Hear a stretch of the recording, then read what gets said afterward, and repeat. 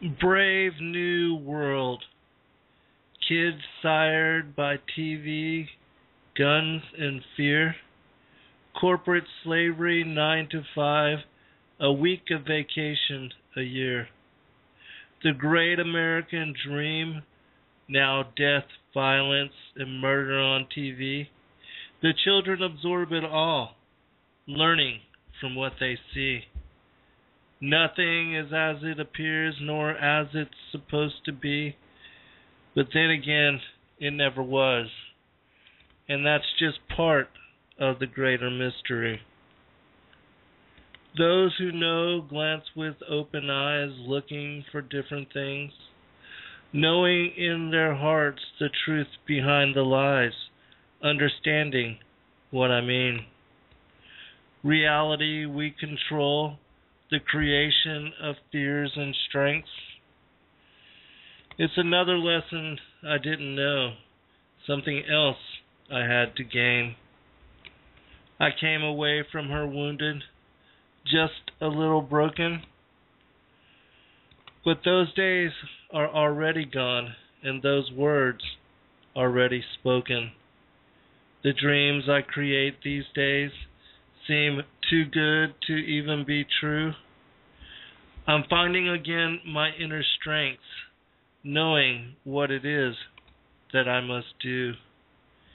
And as I climb the roads leading the path before my eyes, I am presented with this chance to heal the scars of prior times.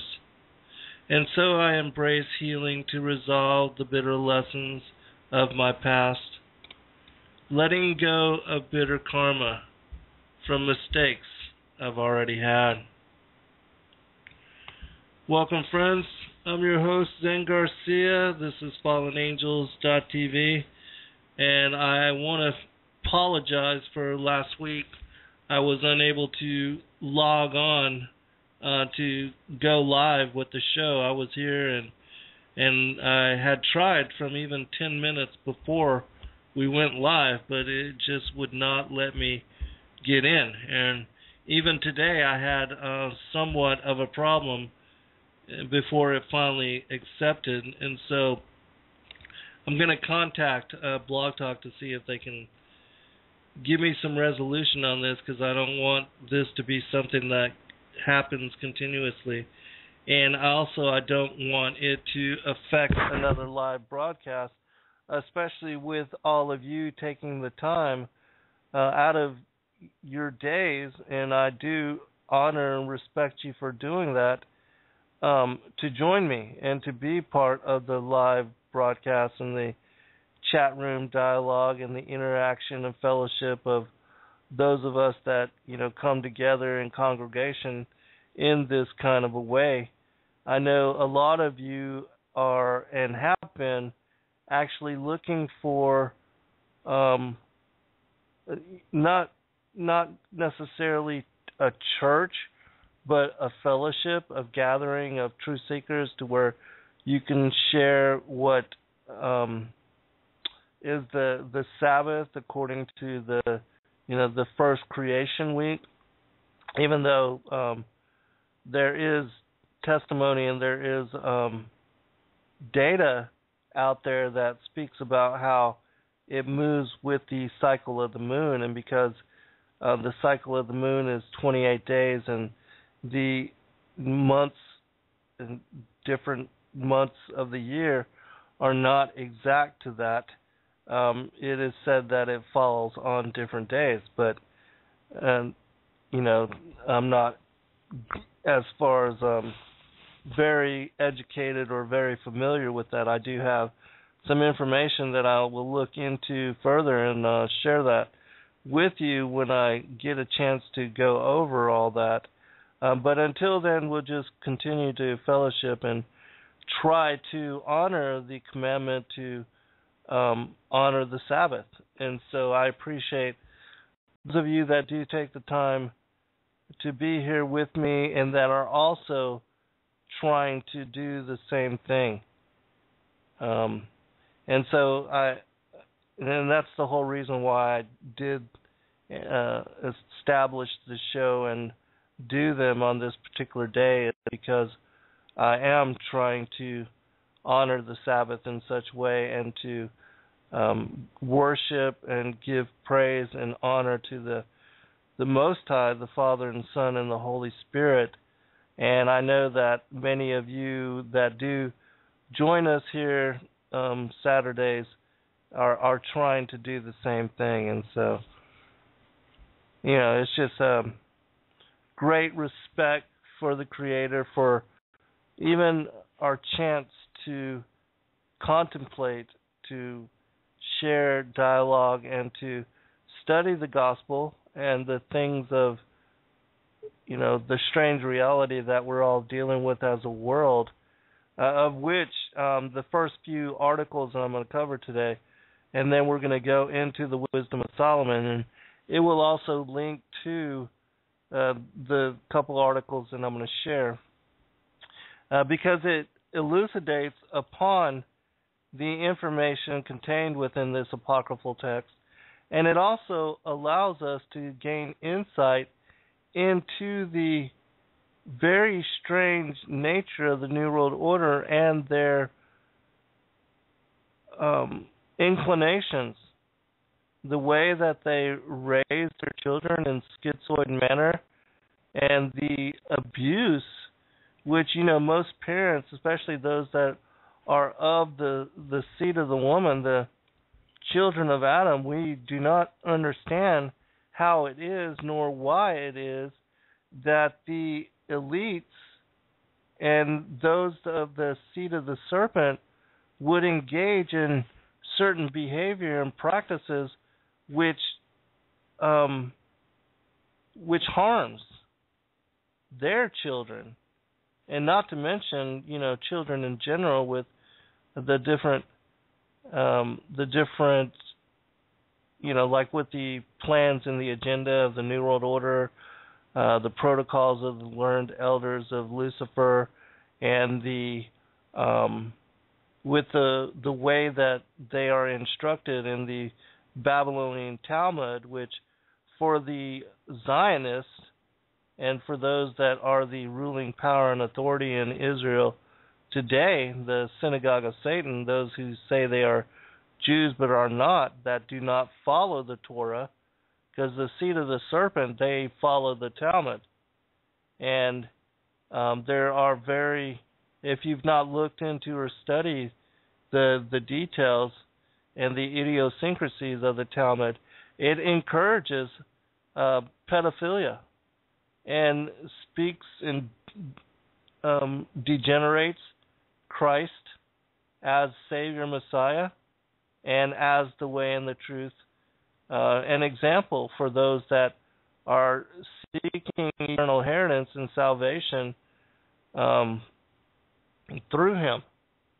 And so we're going to touch upon just a couple articles because it will give us insight into some of this, and then we'll go into the Wisdom of Solomon, which, if you've not read it, you can read it really in one afternoon. It's an apocryphal text that used to be part of the original 80-book King James version of what was the first authorized and canonized Bible.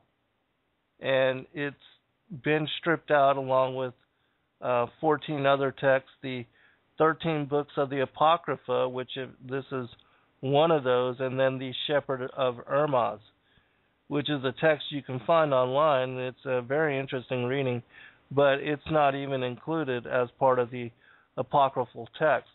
And certain Catholic Bibles, certain canons still have this particular text, the Wisdom of Solomon, as well as others, as part of their official and authorized Bibles. And I do believe that the Ethiopic text, the Essene Bibles, also contain this particular scripture, as well as the books of Enoch, Jasher, and Jubilees. And praise God that the explorers and those that were looking for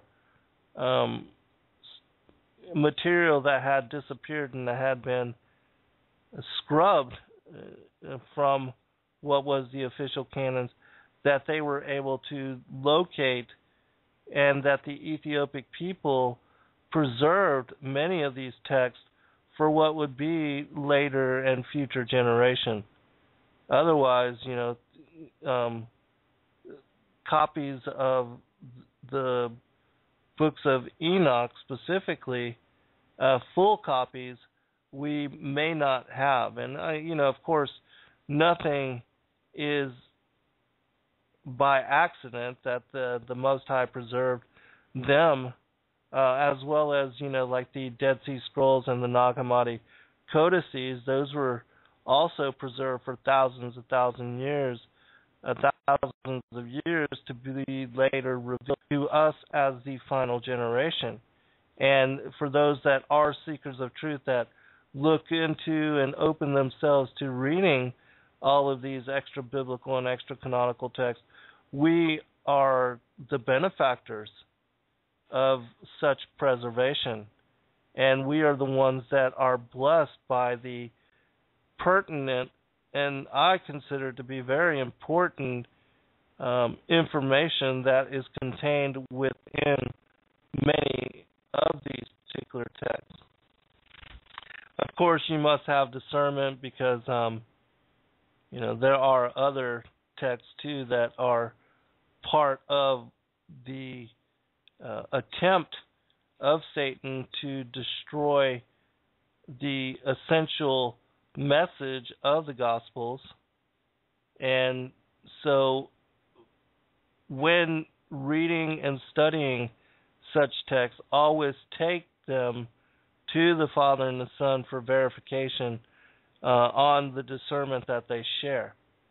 And don't allow anybody to sway you one way or the other as to whether they are relevant, especially if you've not yet even read them, that, in order to make judgment on anything, that we should at least study, or at least read over in one full sitting the text that we are trying to pass judgment on, or to make, to be biased in any certain way.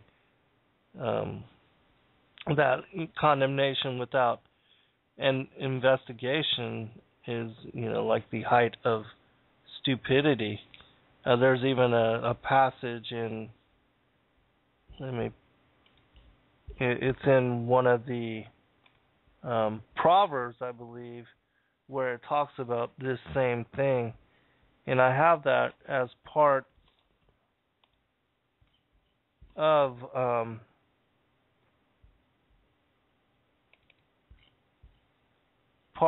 the introduction of the new version, the second edition of Lucifer, Father of Cain, which I will be, when I receive them, they're being shipped now.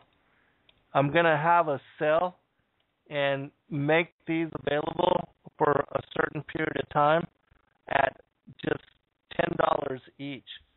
Is a fantastic deal.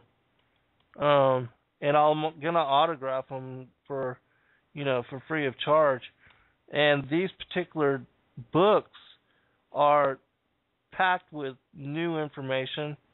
I do believe that the original Lucifer, Father of Cain went from like 330 or 340 pages to this one's almost 370, and it contains so much new information.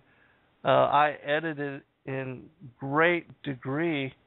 Right now they are going to be first available and offered through the Prophecy Club, and then after a certain period of time I will release them to the public, so that the Prophecy Club readers would be the first ones to actually gain access to them. Okay, a quote from Edmund Spencer, and then we're going to go into this, because I know I always run out of time and I want to cover this text. There's a principle which is a bar against all information, which is proof against argument, and which cannot fail to keep man in everlasting ignorance. That principle is condemnation before investigation. Also, from Proverbs 18, he that answereth a matter before he heareth it, it is a folly and a shame unto him. All right. Now, we'll go into the 3 articles I want to cover really quick. And I just posted these few hours ago on the fallenangels.tv website. They are the first 3 articles on the blog page. And they have to do with 2 of them with this particular officer that was tried and convicted of plotting to abduct, cook, and eat women. And there was a number of them, and they had dozens of emails and instant messages from what was a supposed co-conspirator who was working for, and this is a police officer. His name is Officer Gilberto Valle, and he was convicted and sentenced to life in jail, but just recently that conviction was overthrown by a judge. And this individual was released out again on to the streets of America and given his freedom. Now, he may even, because of this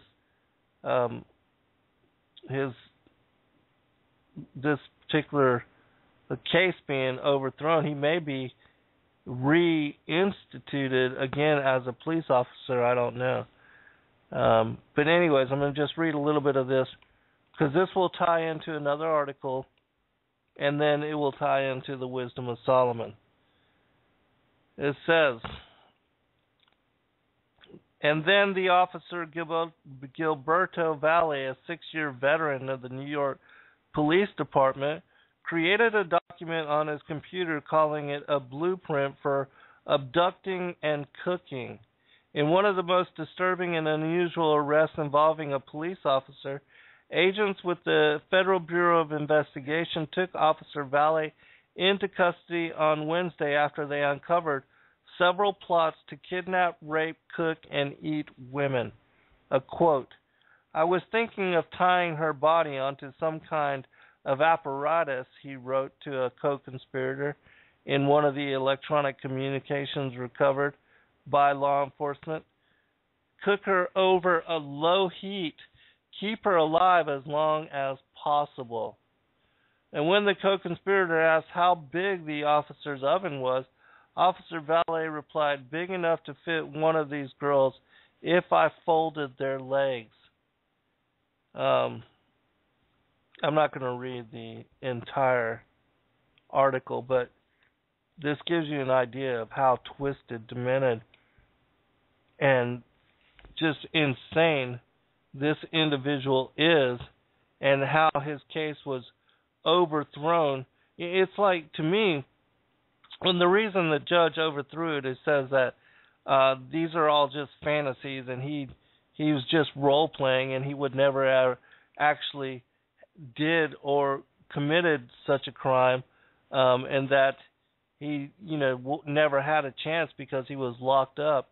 But then think of all the people that are locked up for wanting to hire somebody to kill their spouse or to kill their children or something like that. And then they go to jail and they get charged with, conspiracy to commit such a crime. And then this individual is just released free of charge. There's more to it. In my opinion, it's one of these Freemasonic judges, which they protect this kind of behavior, and that's why this charge was overthrown, and he was released out onto the street again. It says, at worst, this is someone who has sexual fantasies, Mrs. Gatto said at the hearing on Thursday. But there is no actual crossing the line from fantasy to reality. But still, I mean, come on, just anybody. I mean, even if you make a threat on through instant message or on the internet, you can be charged with terroristic threats and be locked up for a felony and have the book thrown at you and even be tried as a enemy combatant, with no due process, no rights, no habeas corpus rights. And this individual is talking about abducting, raping, and cooking, and he's released free of charge. I mean, it's just insane. All right, just a little bit more. The evidence consists largely of emails and instant messages in which Officer Valle was, quote, discussing plans to kidnap, rape, torture, kill, cook, and eat body parts of a number of women, according to the complaint. I do believe there was I'll just read it.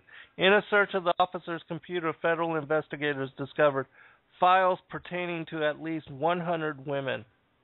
Some of them were his classmates from high school, a law enforcement official said. The FBI has identified and interviewed 10 of these women, each of whom has confirmed to the FBI that Valle is known to them. All right. Just a little bit more to give you an idea of what this guy was planning to do. She will be alive, he wrote. I think I would rather not get involved in the rape. You paid for her. She is all yours, and I don't want to be tempted the next time I abduct a girl. All right, so I can find humor in any situation, he said, adding that he had an endless supply of hilarious short stories from work that can't be made up. I'm going to go to the other article real quick where the judge releases them, and then we'll touch upon one other, and then we'll get into the text.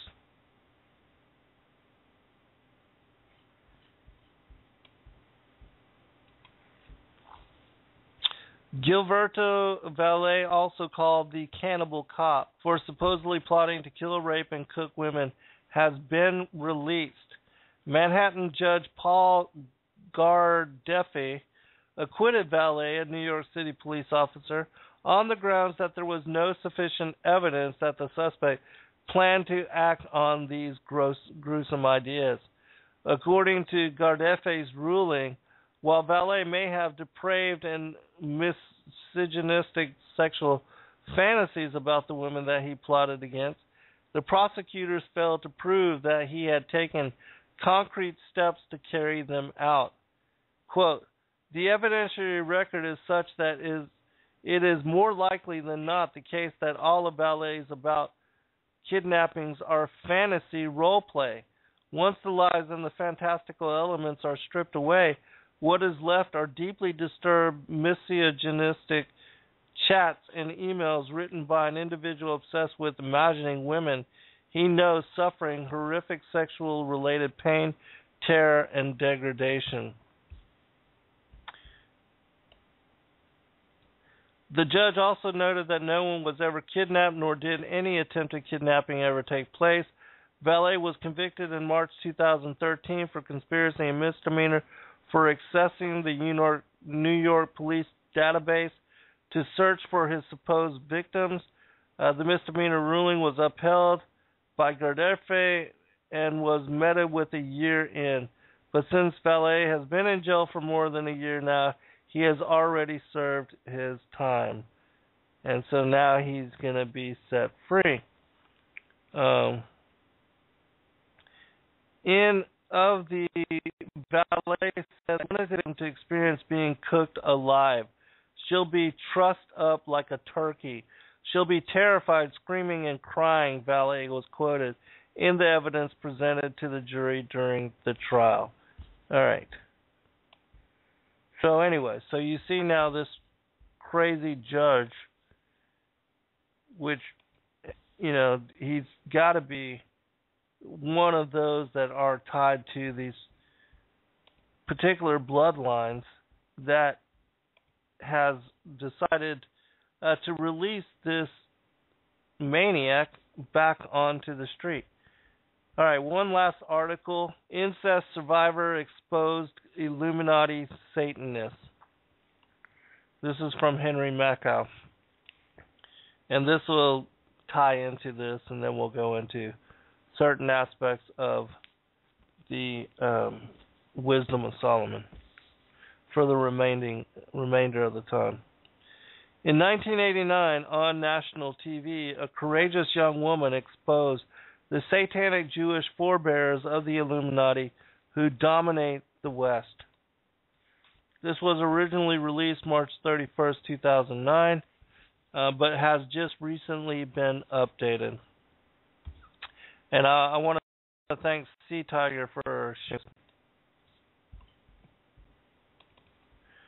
On May 1st, 1989, a nice Jewish girl, aged 29, Vicky Poland, appeared on the Oprah show and said her family was part of a satanic cult that goes back to the 1700s.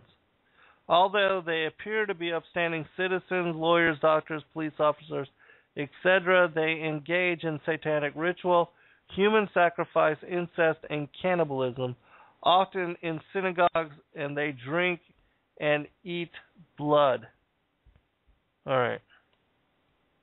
Now remember, this is an insider eyewitness account as to how her own families act, and being from a Jewish family, she's also talking about how these rituals would be enacted by these Talmudic rabbis.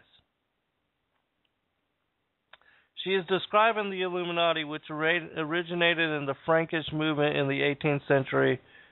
Jacob Frank born Jacob Leibowitz led a major satanic heresy that shook the Jewish world. They believed that the Messiah would return if the world went over to evil completely, and so they encouraged all sexual license and satanic evil as the ultimate good. Financed by the Frankish Rothschild banking syndicate, they subverted all religions and national elites by assuming every religious and political hue. They took over Freemasonry and are now in the final stages of establishing their world government, aka globalization or the New World Order. The abuse Poland suffered is an example of how Illuminati families, Jews and non-Jews, treat their children. George W. Bush and Barack Obama may have suffered similar trauma and, like Poland, have multiple personality disorder. Vicky is from Chicago, and there is no telling how many Chicagoans surrounding Barack Obama are part of this satanic occult. Think Rahm Emanuel and Valerie Jarrett. Rich, there was just recently an article speaking about how Rahm Emanuel and Barack Obama in Chicago were part of the same gay bathhouse. All right, continuing.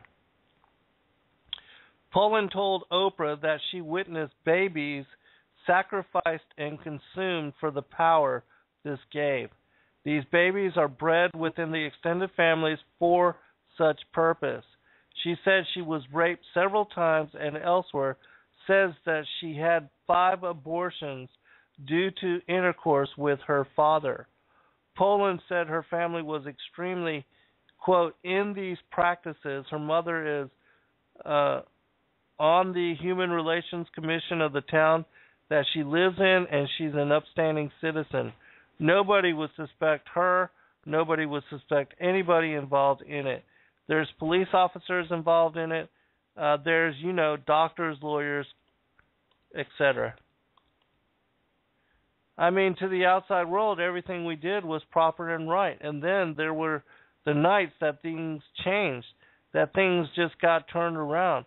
What was wrong was right, and what was right was wrong. That's what helps to create some of them develop multiple personality disorder. Poland's therapist, Tina Grossman, was on the show but not on YouTube. She told Oprah she had treated over 40 survivors from many states and Canada. They have never met each other yet say and describe the exact same things. Mrs. Grossman said they are describing identical rituals just the same as, since I'm Jewish, you could go to New York or California and describe a cedar in one state or another, and as a Jew you would recognize it. Whatever a cedar is, S-E-D-E-R. This is the in evil and the power that evil gives you.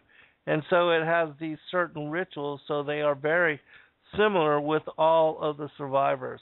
Oprah says, see, but I am very surprised because the Jewish faith is the Jewish faith, and worshiping the devil is not part of the Jewish faith. I mean, Jewish people do not worship the devil.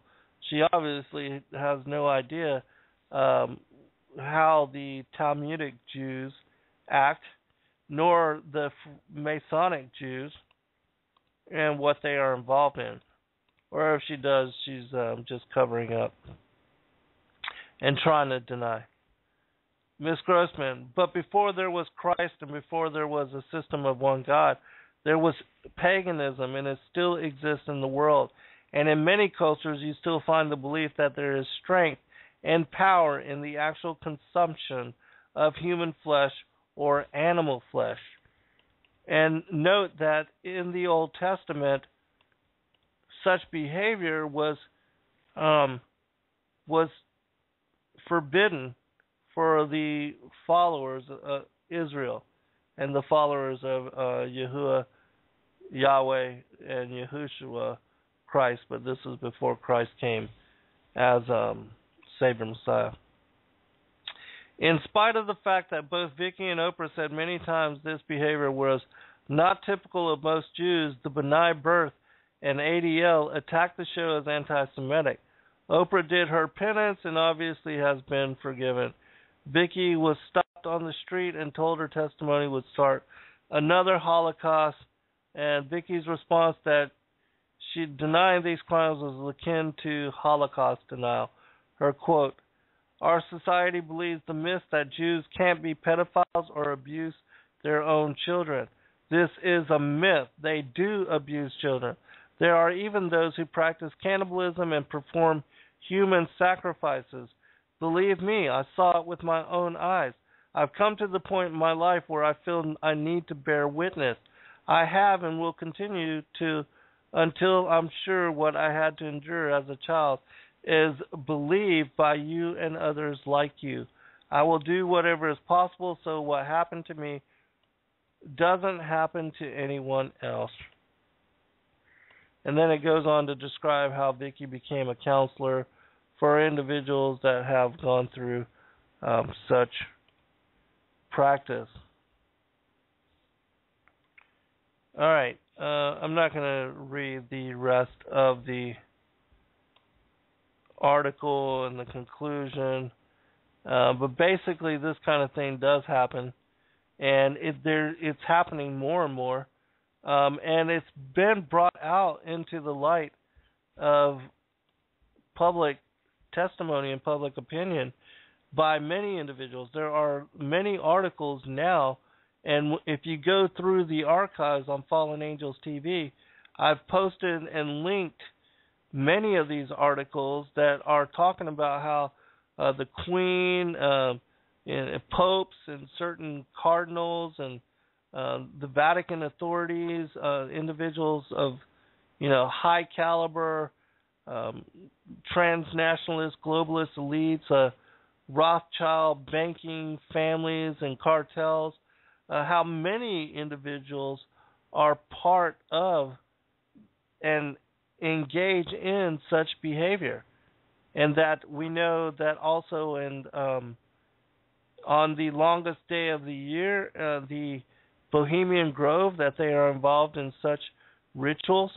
And we know this from the testimony, Paul Bonacci, who was one of the first victims of Catholic priest, and he was also one of those that gave testimony and became a witness for John de Camp in what is known historically and has become famous as the Franklin cover-up.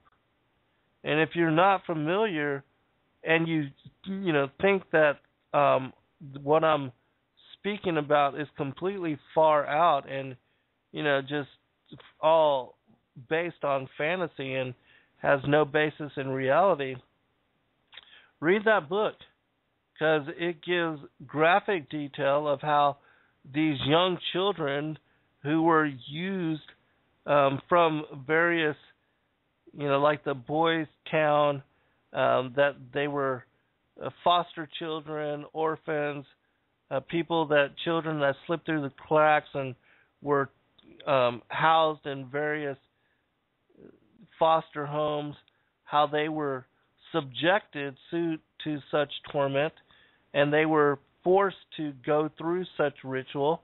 They speak about how they were involved in the murder of children, and also the drinking of blood and the cannibalizing of flesh through satanic rituals that they were subjected to. Paul Bonacci talks about, and he had a photographic memory, and he wrote down the things that happened to him in his diary, and part of his diary speaks about how him and another kid were taken to an area in San Francisco where they had big trees, and that they were forced to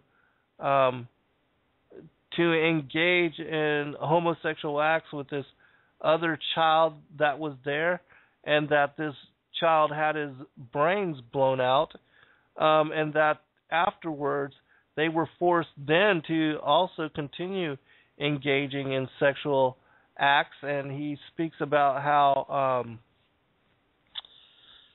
Hunter S. Thompson was the one that was videotaping all of this, and that after this child's death, they were taken up into a helicopter, and the body was thrown down to what he quoted in his diary as the men that were dressed in black and red hooded robes.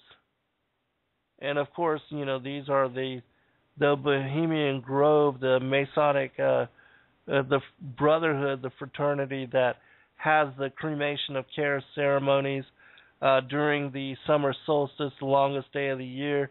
And even though we are told that the ritual is just a mock ceremony where a certain effigy is burned and that there are no real human sacrifices, this testimony by Paul Bonacci says otherwise. And then he also spoke about how they were then taken to a party, an after party, where they were passed around like sexual toys, and the men at this party watched the video that was recorded by Hunter S. Thompson.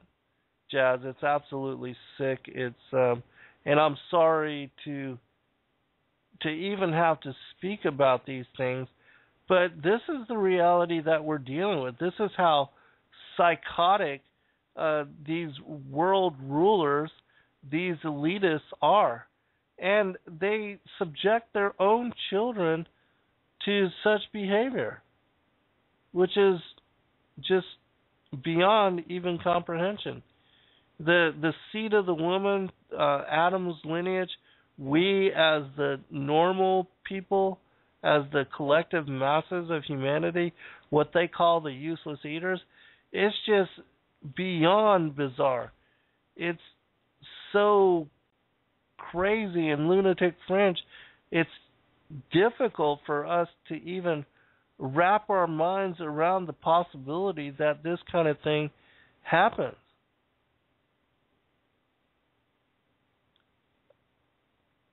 Yes, Navi, it is absolutely time for people to wake up. And if we, learn the truth, we understand how sick, how perverted, and how just beyond understanding such acts and behaviors are, and how they're being perpetuated by these individuals. And if they would do this to their own children, you can bet they wouldn't blink an eye as to subjecting the rest of humanity and other children to such perverted behavior. And remember, in the Old Testament, it was talked about how they were engaged in the sacrifice of their own children to gain such power. And so it's very difficult for normal people to even fathom, to even think that such things can happen. All right, I'm going to share a quote just to give you an idea that, yes, this stuff happens and has happened and is even spoken about in the wisdom of Solomon.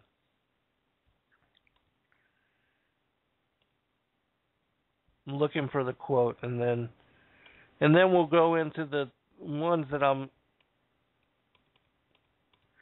wanted to specifically, chapters 2 and 5, to bring focus upon, to talk about all of this information.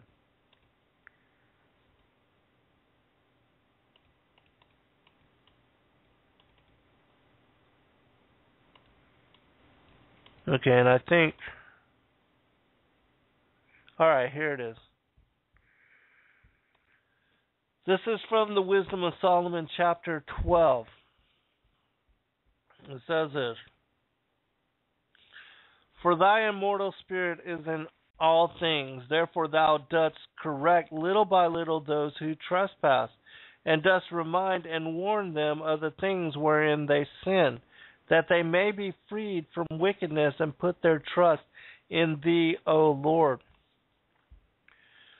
Those who dwelt of old in thy holy land thou didst hate for their detestable practices, their works of sorcery and unholy rites, their merciless slaughter of children, and their sacrificial feasting on human flesh and blood. These initiates from the midst of a heathen cult, these parents who murder helpless lives, thou didst will to destroy by the hands of our fathers, that the land most precious of all to thee might receive a worthy colony of the servants of God. All right, I'm going to read one other passage. But there you can see. Oh, I'm going to read one other, verse 10. But judging them little by little, thou gavest them a chance to repent, though thou wast not unaware that their origin was evil, and their wickedness inborn, and that their way of thinking would never change. For they were an accursed race from the beginning, and it was not through fear of anyone that thou didst leave them unpunished for their sins. And so this particular passage, again, is alluding to that they are of the line of Cain, that they were wicked going all the way back to the beginning, to the very first progeny of their, which Cain was the original patriarch of their line. And being wicked since the beginning, which we know that Cain was a child of the devil, And that's why he had an ill nature. That when he came into the world, he was a murderer, a liar, a deceiver, so that kind of a schizoid nature, because he was a child of the devil. And the devil also, as mentioned in the word, he was a murderer and a liar since the beginning. One other passage I want to share with you, and this is from the Old Testament, and this is from Micah chapter 3.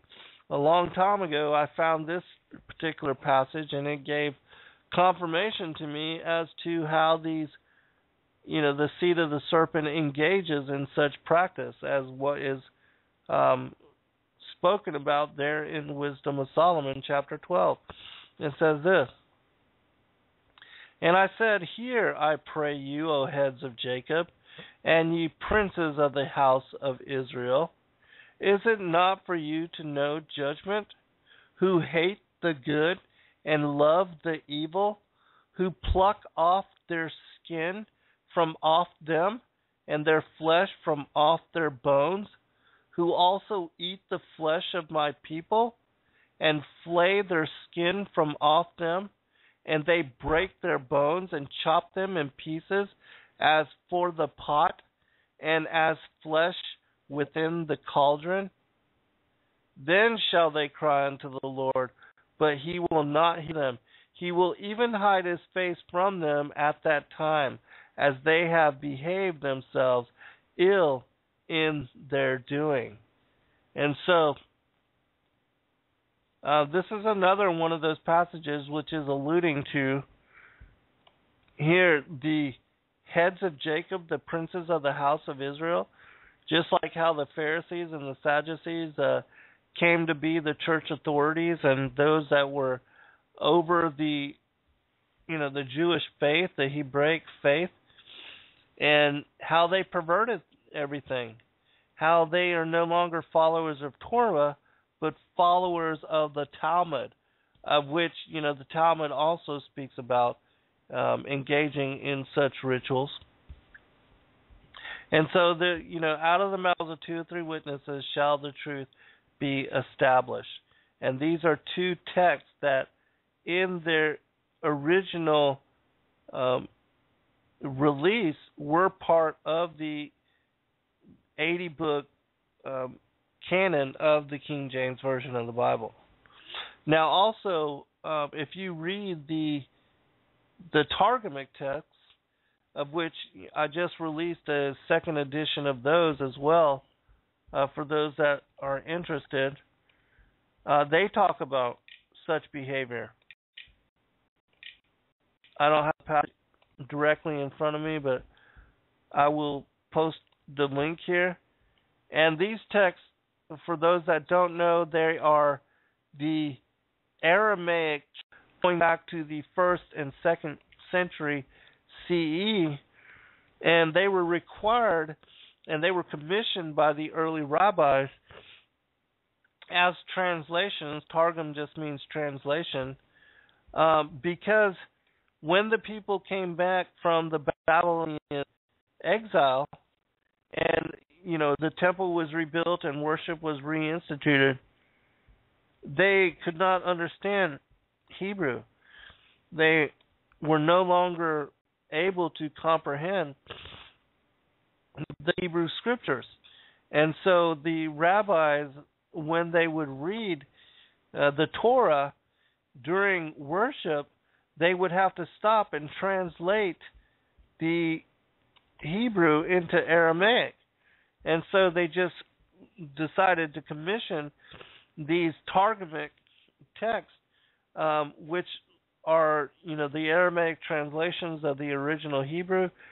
They provide great detail as to what was the original context of the Hebrew Torah before, over time. And so, hello, Joan. Good to see you, sister. And so it's in my opinion very interesting and important even to read these Targumic translations And I'm not, encouraging or asking you to buy them.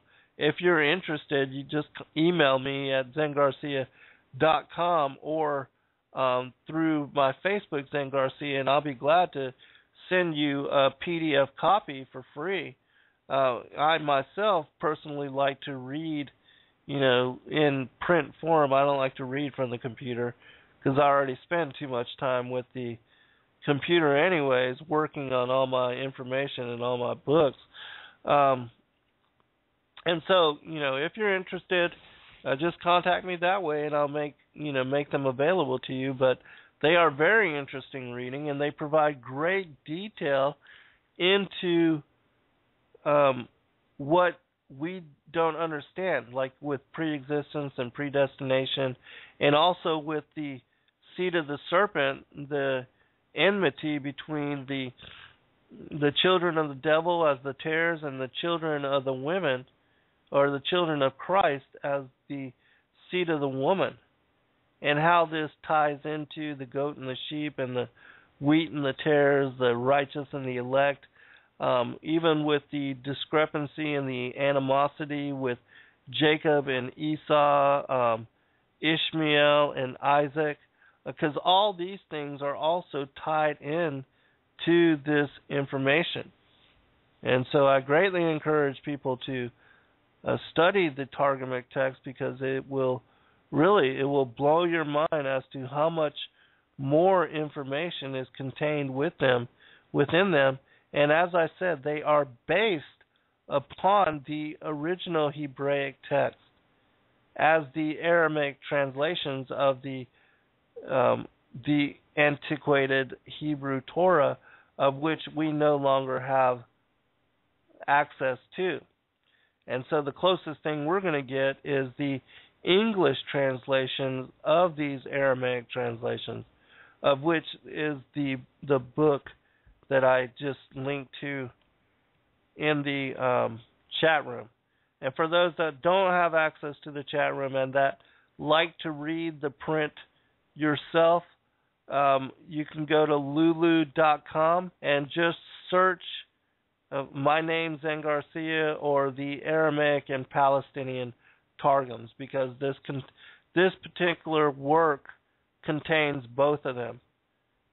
They're intertwined together, both the Palestinian and the Aramaic Targums. Really incredible reading. All right, continuing with the Wisdom of Solomon and what I wanted to focus on. We're going to go to Chapter 2, which will lay the foundation for Chapter 5.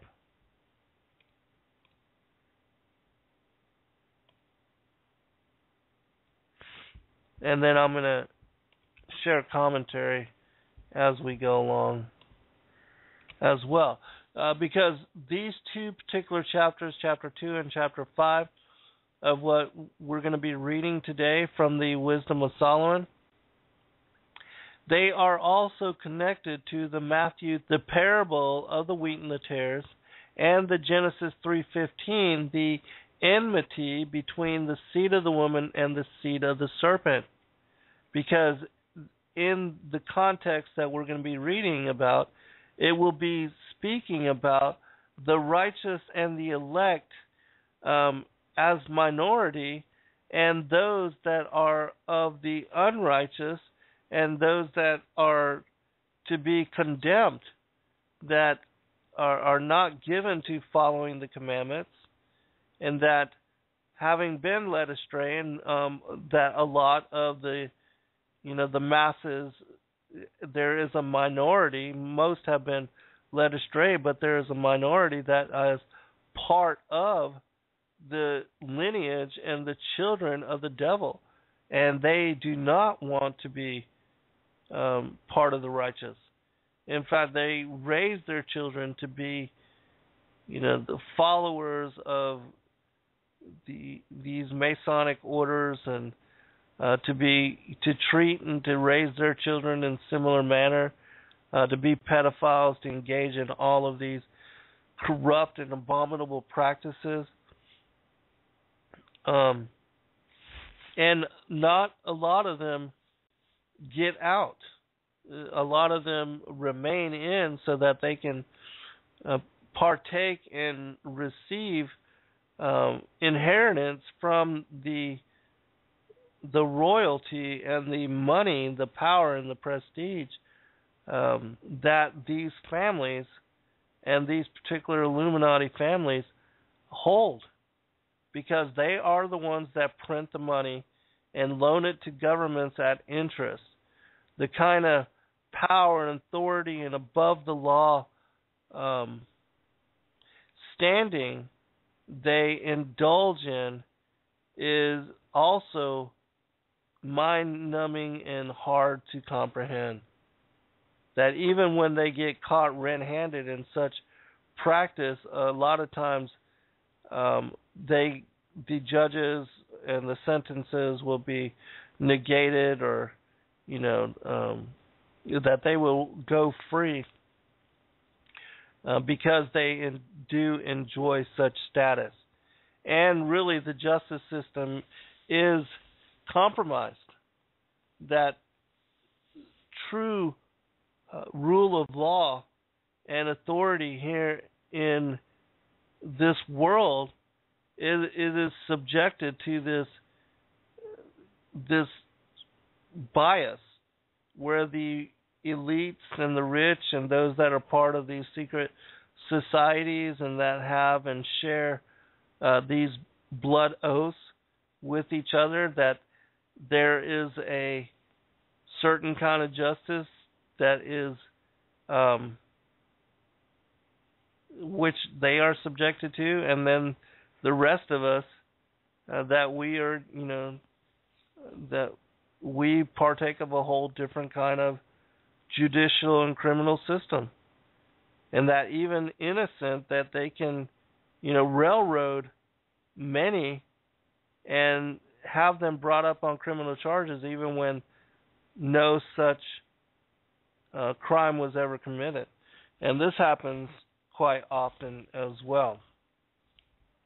All right, so Wisdom of Solomon chapter 2, to lay the foundation for all this that we're going to be covering.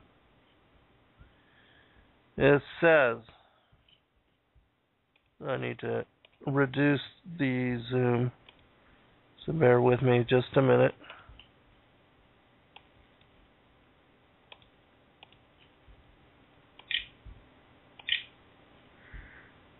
And I would also encourage people to read this text in its entirety. You can do so in one afternoon sitting, and it's got a lot of really incredible information contained within it. Wisdom of Solomon, the apocryphal text, chapter 2. For the ungodly said, reasoning with themselves, but not aright, our life is short and tedious, and in the death of a man there is no remedy. Neither was there any man known to have returned from the grave, besides Christ, of whom they deny, his resurrection. For we are born at all adventure, and we shall be hereafter as though we had never been. For the breath in our nostrils is as smoke, and a little spark in the moving of our heart, which being extinguished, our body shall be turned into ashes, and our spirit shall vanish as the soft air. And our name shall be forgotten in time, and no man shall have our works in remembrance. And our life shall pass away as the traces of a cloud, and shall be dispersed as a mist that is driven away with the beams of the sun, and overcome with the heat thereof. For our time is very shadow that passeth away, is a very shadow that passeth away. And after our end there is no returning, for it is fast sealed, so that no man cometh again. Come on, therefore, let us enjoy the good things that are present, and let us speedily use the creatures like as in youth. Let us fill ourselves with costly wine and ointments, and let no flower of the spring pass by us. Let us crown ourselves with rosebuds before they be withered. Let none of us go without his part of our voluptuousness. Let us leave tokens of our joyfulness in every place, for this is our portion, and our lot is this. Let us oppress the poor, righteous man. Let us not spare the widow, nor reverence the ancient gray hairs of the aged. Let our strength be the law of justice. For that which is feeble is found to be nothing worth. Therefore let us lie in wait for the righteous, because he is not for our turn, and he is clean, contrary to our doings.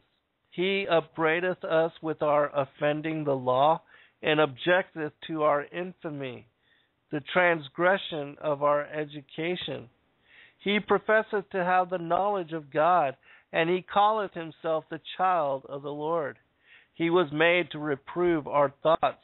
He is grievous unto us even to behold, for his life is not like other men's. His ways are of another fashion. We are esteemed of him as counterfeits. He abstaineth from our ways as from filthiness. He pronounceth the end of the just to be blessed, and maketh his boast that God is his Father. Let us see if his words be true, and let us prove what shall happen in the end of him.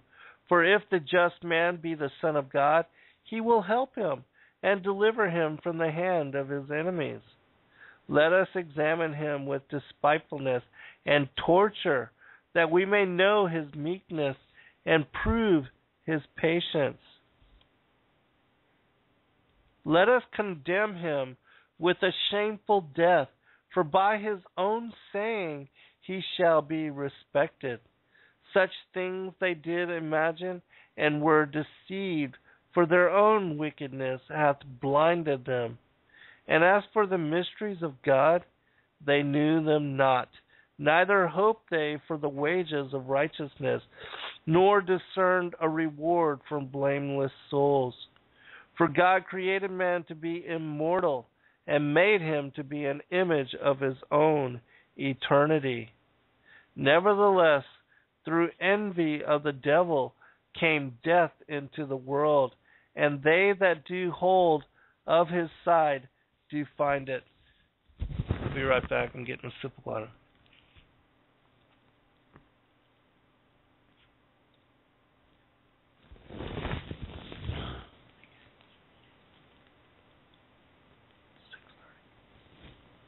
All right. I'm going to read just a little bit of Wisdom, chapter 3, because this is about the righteous.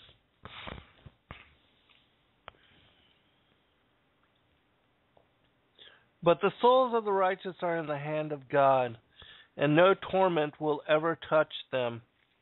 In the eyes of the foolish they seem to have died, and their departure was thought to be an affliction, and their going from us to be their destruction, but they are at peace. For though in the sight of men they were punished, their hope is full of immortality. Having been disciplined a little, they will receive great good, because God tested them and found them worthy of himself. Like gold in the furnace he tried them, and like a sacrificial burnt offering he accepted them. In the time of their visitation they will shine forth, and will run like sparks through the stubble. They will govern nations and rule over peoples, and the Lord will reign over them forever. Those who trust in him will understand truth, and the faithful will abide with him in love, because grace and mercy are upon his elect, and he watches over his holy ones. But the ungodly will be punished as their reasoning deserves, who disregarded the righteous man and rebelled against the Lord. For whoever despises wisdom and instruction is miserable. Their hope is in vain. Their labors are unprofitable, and their works are useless. Their wives are foolish, and their children evil. Their offspring are accursed. For blessed is the barren woman who is undefiled, who has not entered into a sinful union. She will have fruit when God examines souls. Blessed also is the eunuch, whose hands have done no lawless deed, and who has not devised wicked things against the Lord. For special favor will be shown in him for his faithfulness, and a place of great delight in the temple of the Lord. For the fruit of good labors is renowned, and the root of understanding does not fail. But children of adulterers will not come to maturity, and the offspring of an unlawful union will perish. Even if they live long, they will be held of no account, and finally their old age will be without honor. If they die young, they will have no hope, and no consolation in the day of decision. For the end of an unrighteous generation is grievous. Alright, I'm going to make commentary on these two particular extremes.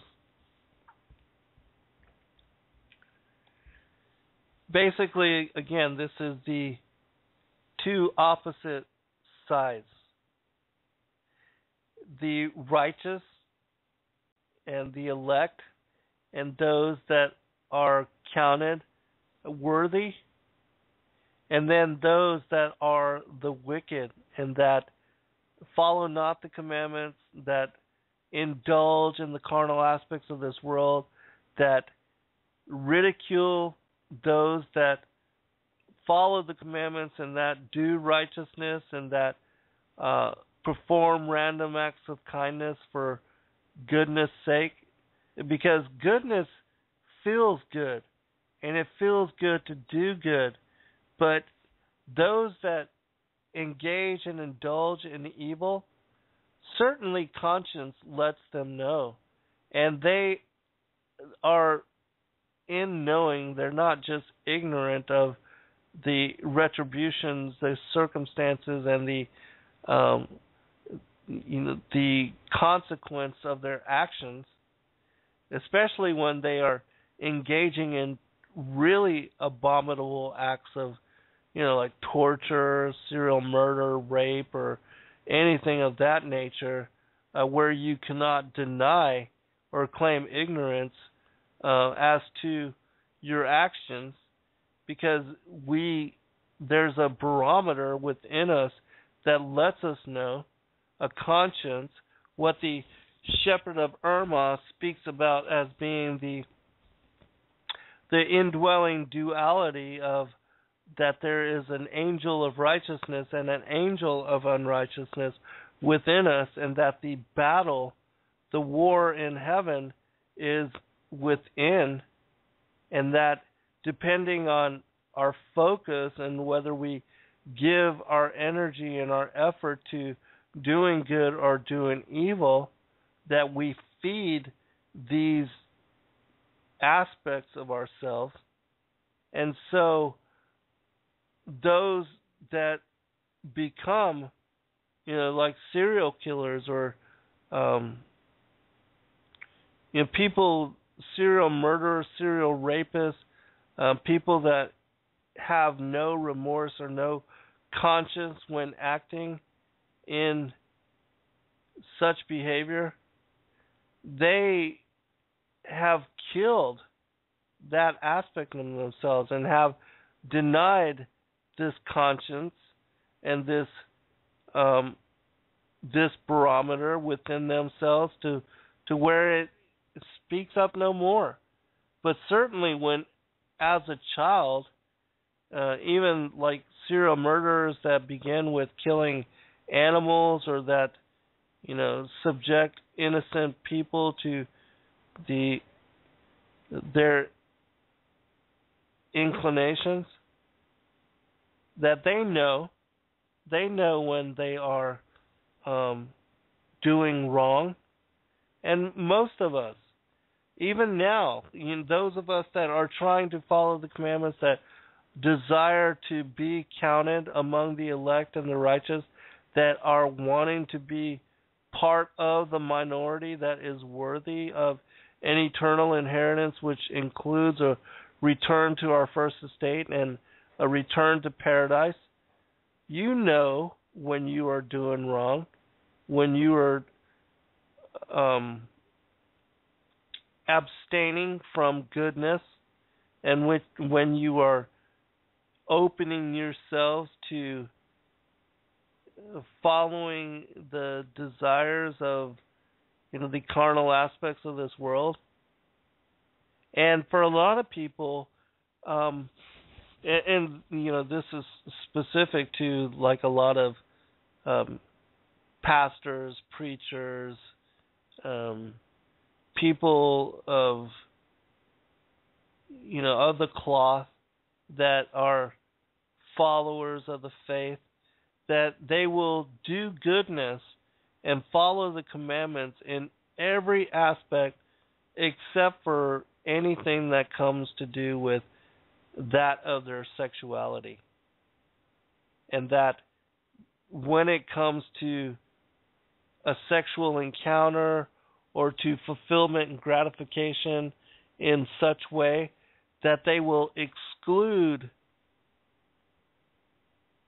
good conscience and knowing better to indulge in and to engage in such behavior.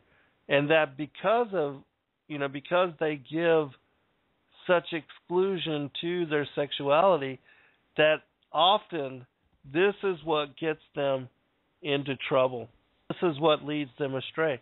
And for a lot of individuals, and the masses included, that this is the one thing where they give themselves a pass. And when it comes to following the commandments and being righteous and being sinless, that only in such circumstance or such scenario, or if a situation arises, like even with their marriage, with individuals that are married and are monogamous and that give themselves completely to, dedicated and are committed to their wives or their husbands or their spouses, that they will give themselves a pass or open themselves up to possibility of being with others if the situation comes about. And so, but we know even then when we're doing wrong and when we are about to engage in an act that we shouldn't. And so the gauge is within us. And so we have to be vigilant in all aspects of being, emotional, mental, spiritual, physical, and sexual, because those are the 5 aspects of being, that we have to be vigilant in all parts of who we are. And there, even in sexuality, there is holiness and sacredness. And you don't have to exclude yourself or be, or be to where, I forget the word, where somebody doesn't engage. I don't know why it's slipping my mind. But anyways, I don't want to spend any more time on this. I want to go ahead and cover chapter 5 of the Wisdom of Solomon because I'm running out of time. But this is very interesting, and this is what I told and read to those Satanists that were having a conversation and sharing dialogue with me over one of the videos that I presented on YouTube. They were talking about how Christianity is all made up, Christ never existed, and Because this is the same thing that so many of those that are part of the secret societies, Luciferians, Satanists, that think they can be as gods themselves, they say the same kind of things and that they deny, just as it says in chapter 2. But this is a perfect example of the culmination of all of this together. Then the righteous man will stand with great confidence in the presence of those who have afflicted him, and those who make light of his labors. When they see him, they will be shaken with dreadful fear, and they will be amazed at his unexpected salvation.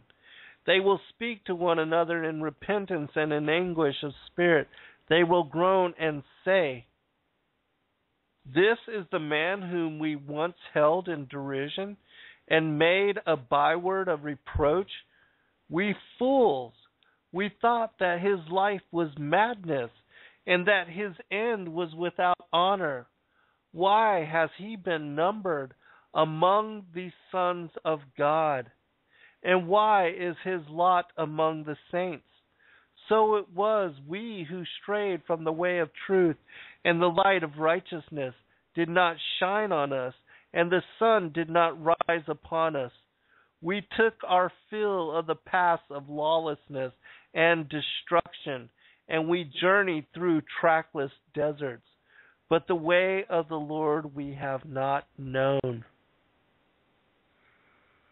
What has our arrogance profited us, and what good has our boasted wealth brought us?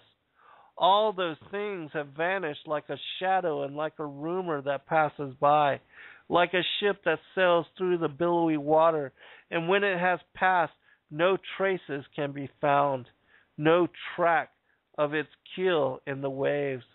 Or as when a bird flies through the air, no evidence of its passage is found.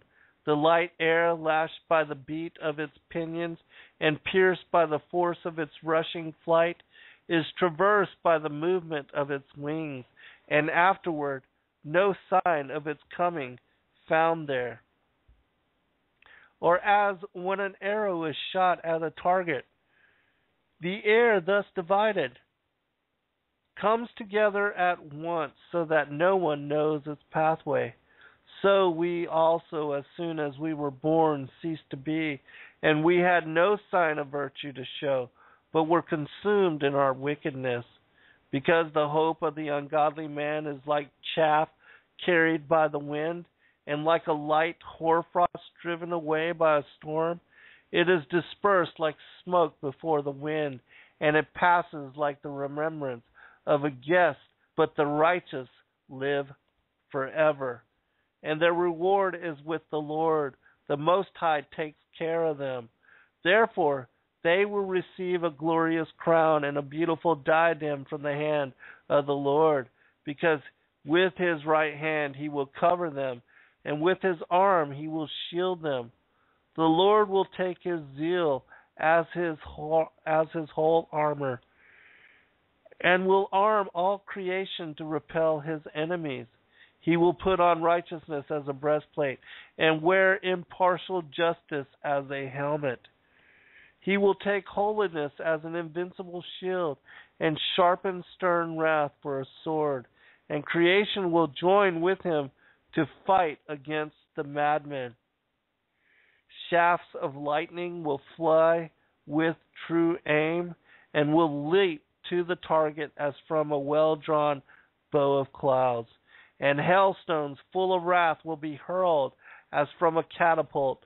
The water of the sea will rage against them, and rivers will relentlessly overwhelm them. A mighty wind will rise against them, and like a tempest it will winnow them away. Lawlessness will lay waste the whole earth, and evil-doing will overturn the thrones of rulers. One last passage real quick.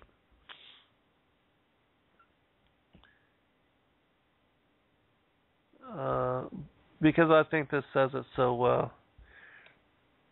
And basically this chapter is, the wicked, the elites, regretting their act and their lawlessness and how they engaged and denied the judgment and the Father and the Son. This is the man whom we once held in derision and made a byword of reproach. We fools, we thought that his life was madness and that his end was without home. Why has he been numbered among the sons of God? And so, keep this in mind whenever you are tempted, whenever you are questioning or deciding to give part to evil or to sin, and to, even for sexuality or for a sexual encounter, because is it worth it if you're to be judged in the next moment? Because the Father and the Son, Christ and the second coming, could be at any moment. And so you have to weigh those actions with your eternal inheritance. We must be perpetually ready. Because, there's so much deliberation, so much dialogue on pre-trib rapture or post-trib rapture or pre-wrath rapture. Be ready at all moments of being, because we just never know. And you have to ask yourself, is it worth it for me to allow sin in my life in this moment? And if this was it, and life was to be completed in this day, would it be worth it? And think about that in deliberation and when you are deciding to sin, because really, our eternal inheritance, our salvation, is at risk at all moments. And all the things we've already done. Once you accept Christ and you choose to be born again, you have to follow that narrow path. You have to be on that narrow road. And so it's not okay to just, all right, well, today I will sin, but tomorrow I'll seek forgiveness. You have to, in all moments, that has to be your mindset. With that, Wednesday, join me at Revolution Radio, freedomslips.com, and we'll cover some more aspects of the esoteric and hidden scriptures. God bless all. I pray for all of you and pray for blessing upon you and your children and your loved ones.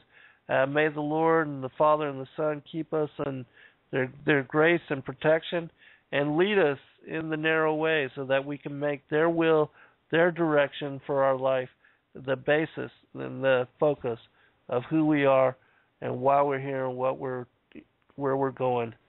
God bless all.